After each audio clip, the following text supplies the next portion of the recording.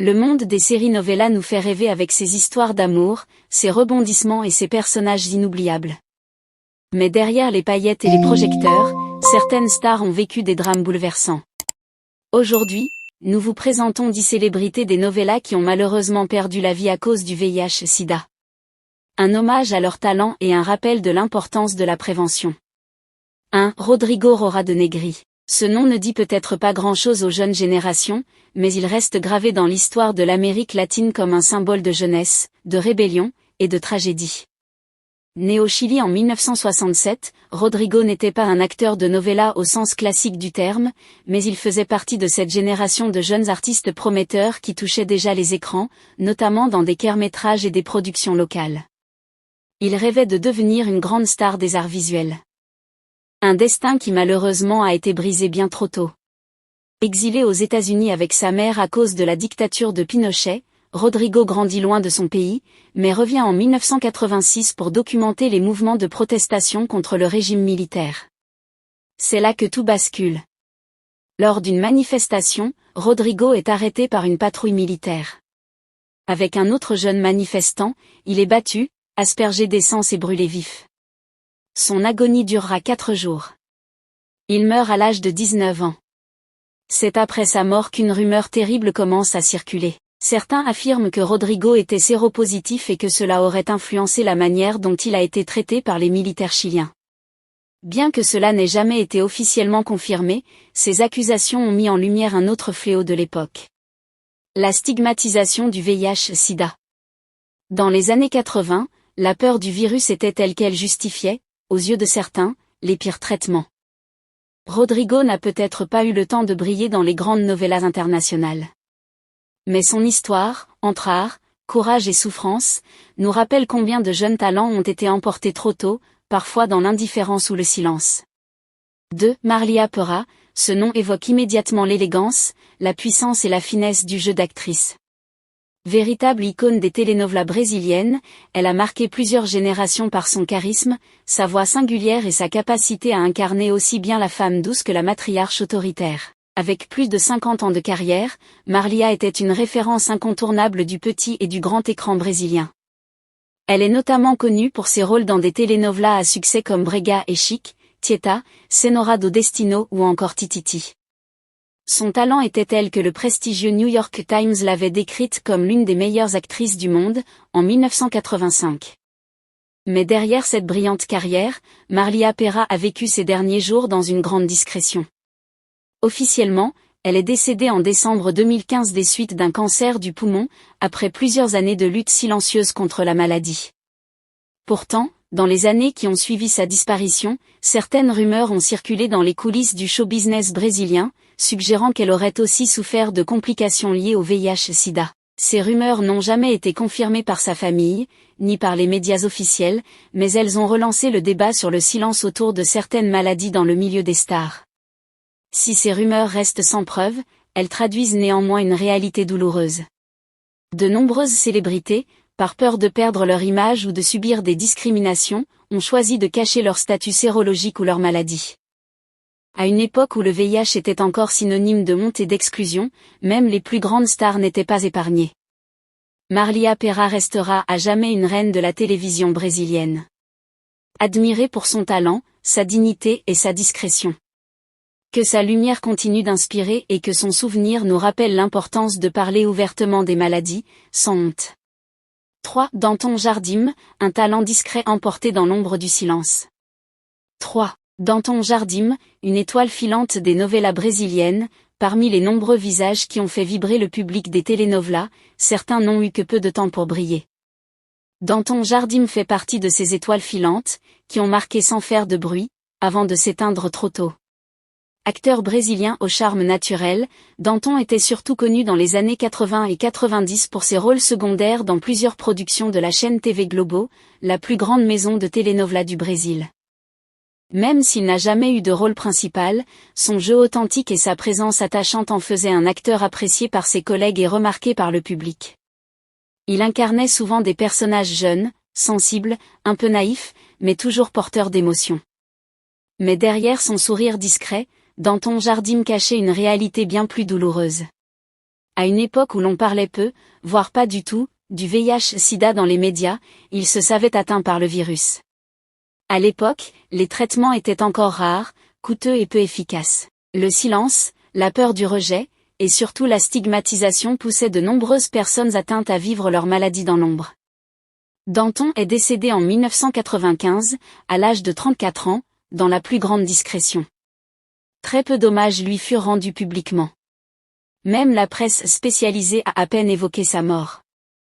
Tant le sujet du sida était encore tabou dans les milieux artistiques brésiliens. Aujourd'hui, peu de gens se souviennent de lui, et pourtant, son histoire mérite d'être racontée.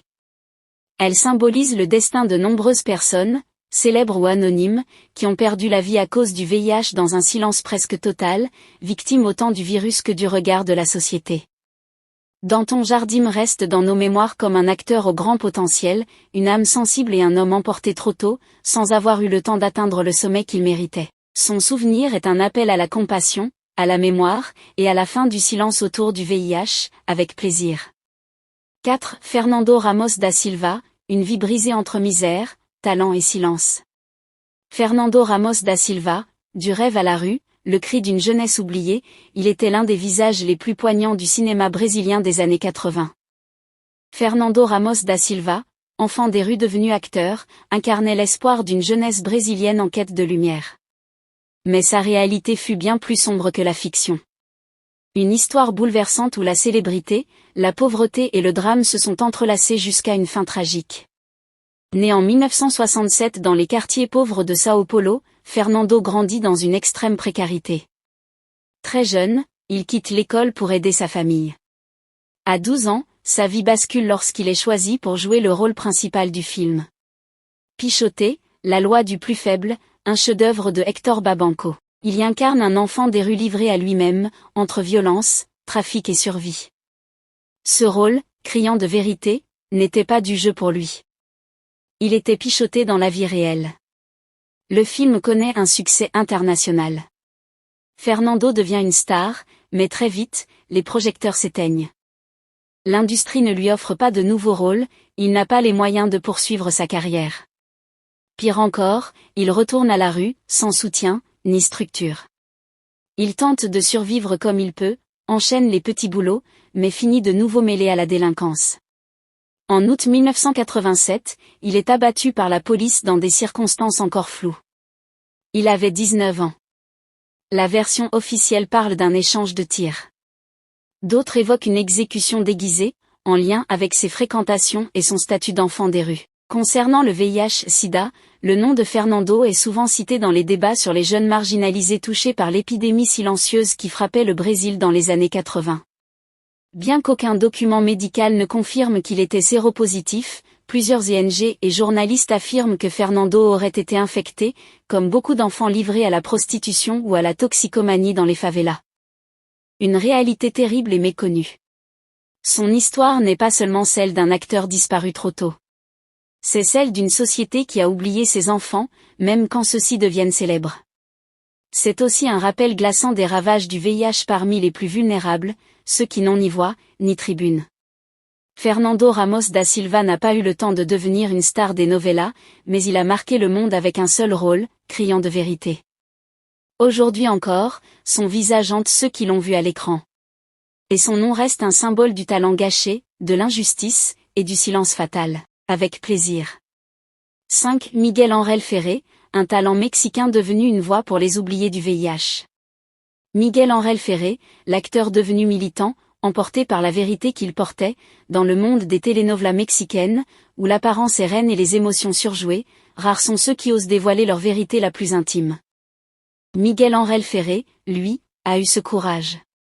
Acteur discret mais talentueux, il a marqué les productions de Televisa dans les années 90 et 2000 avec des rôles secondaires, souvent ceux du meilleur ami fidèle, du frère compréhensif ou du collègue au grand cœur. Un homme de l'ombre à l'écran, mais une lumière dans la vraie vie.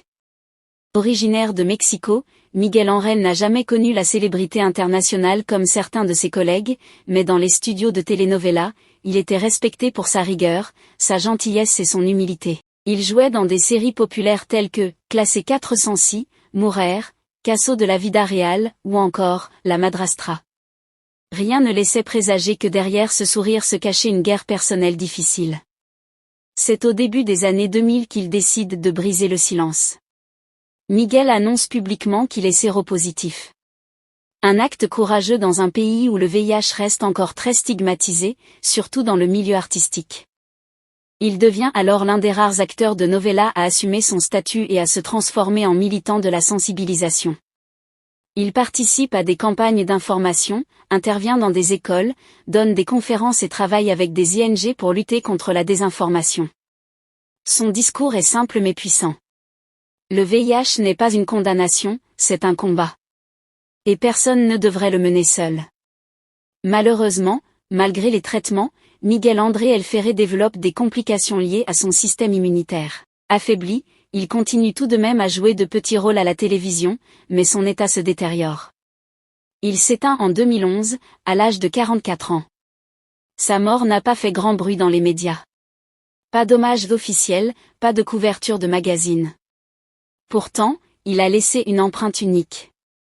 Celle d'un artiste qui a osé dire la vérité dans un monde qui préfère parfois les illusions. Un homme qui a utilisé sa voix non pour séduire le public, mais pour réveiller les consciences. Aujourd'hui encore, son nom est cité dans les cercles militants comme un exemple de courage, de dignité et d'humanité. Et même si son visage n'est pas connu de tous, son message, lui, ne s'éteindra jamais. Qu'en pensez-vous de ces acteurs novela qu'ils sont morts du VIH/Sida? Laissez vos avis en commentaire. Mais n'oubliez pas de vous abonner et à cliquer sur la cloche de notification pour ne pas manquer la suite.